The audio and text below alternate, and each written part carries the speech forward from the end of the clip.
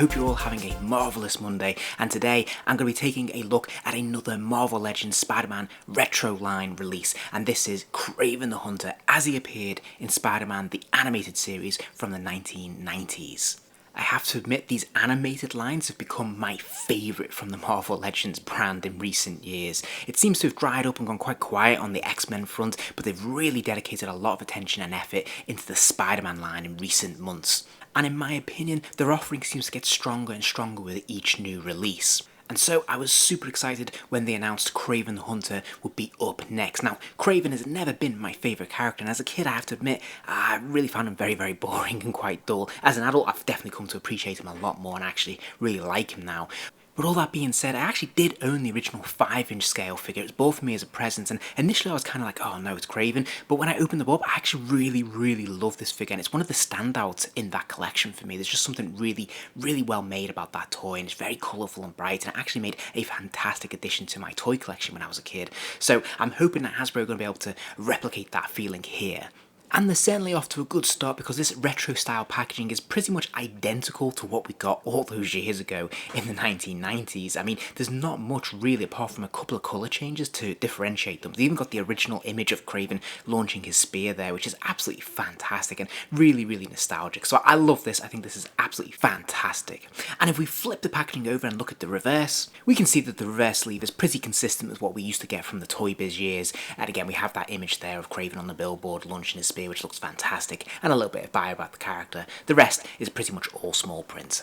Now, before we look at the figure itself, I did want to point out that this is actually the third Kraven the Hunter figure we've had in the Marvel Legends line. Toy Biz took a crack at him way back when, with somewhat mixed results as you can see here, and then Hasbro had a go as well in the Rhino wave, which you can see on the very far right. Now obviously this was a more modern comic book interpretation of the character, and then a couple of years ago they took another stab at the character for that special 2-pack release celebrating Kraven's Last Hunt, which is the one that's in the centre of the screen at the moment. And this is the one that's going to be closest to the animated series release that we'll be looking at today. There's numerous recycled parts here, but there are quite a lot of differences as well. As ever, one of the distinguishing elements of any of these animated series figures is just how bright and colourful they are. They use much brighter paints, they use much brighter plastics, and it just looks a lot more vivid and colourful and fun.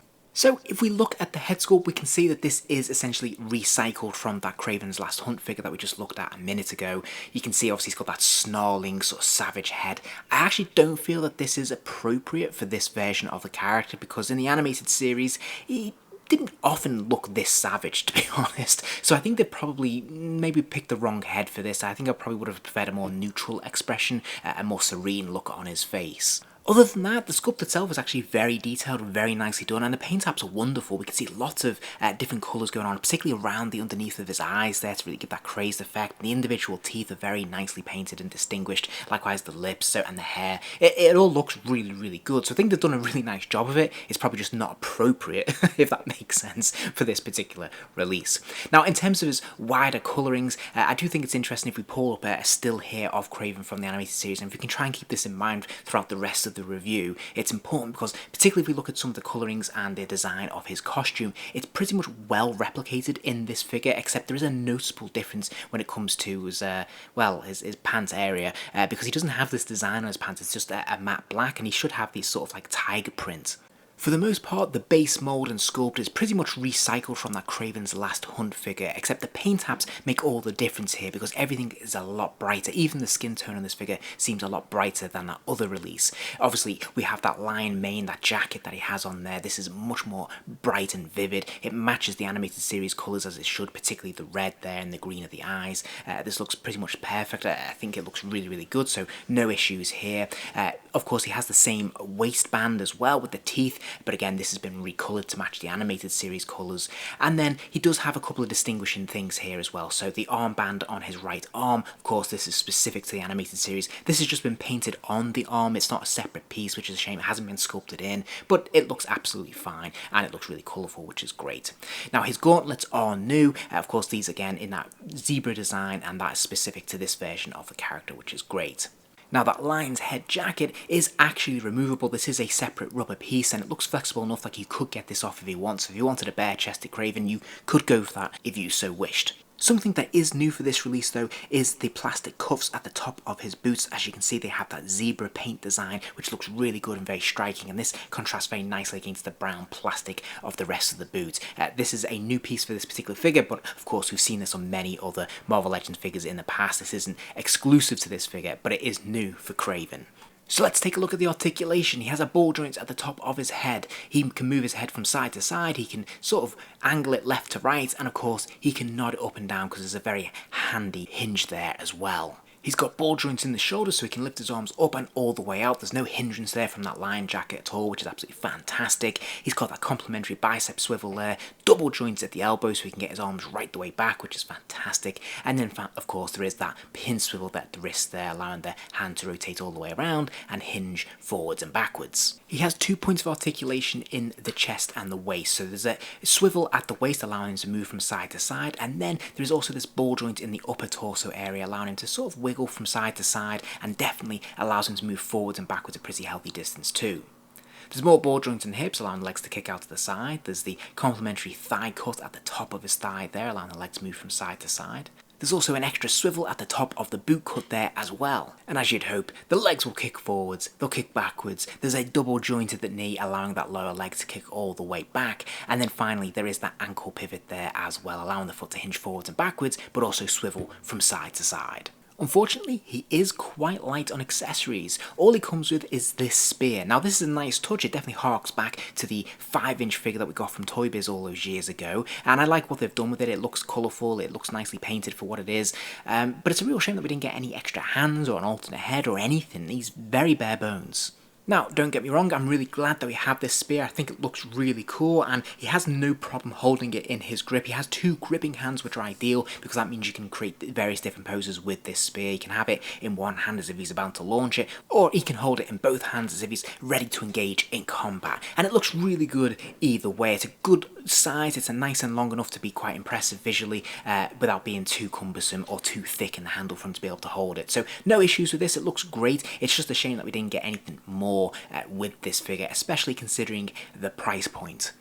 Okay, as a quick scale comparison, here he is standing next to the recently released animated series Dr. Octopus figure, which I thought was pretty tremendous. I was very, very happy with this release, and as you can see, this is looking better and better all the time in terms of this animated series line that we're getting. They're looking very specifically like their animated counterparts, and it's looking like a very colourful, very fun collection indeed, and I'm really glad to see the Rogues Gallery really starting to fill up now as well. Likewise, here he is standing next to the animated series Symbiote Spider-Man, and again, in terms of the scaling, this looks pretty accurate. I'm pretty happy with these proportions, and they look really, really good together. Okay, so final thoughts from me then. I'm going to give this figure 4 stars. I'm really very happy with this release. As a figure, this is really a nice addition to the line. Yes, it's bright, it's colourful, it's vivid. It pretty much replicates what we see on screen, which is really nice to see. It doesn't have the cell shading, which may or may not be disappointing to certain collectors. I'm a little bit disappointed. I would rather the line was consistent, as they seem to be going for different approaches with each release, which is a little bit disorientating. But nevertheless, this still looks absolutely fantastic. It's definitely recognisable as being the on-screen animated series version of the character. I think the accessory that it comes with is a pretty nice accessory. It's just a little bit limited, and I think the overall design, colourings, the actual body mould, the sculpt, the articulation is all top-notch stuff. So why is he missing that final 5th star? Well, it's because it's not 100% accurate. He is missing the line print in his, well, his crotch area, for lack of a better word. That is just a little bit distracting. It's a little bit disappointing that's not 100% accurate, although it is like 95% there.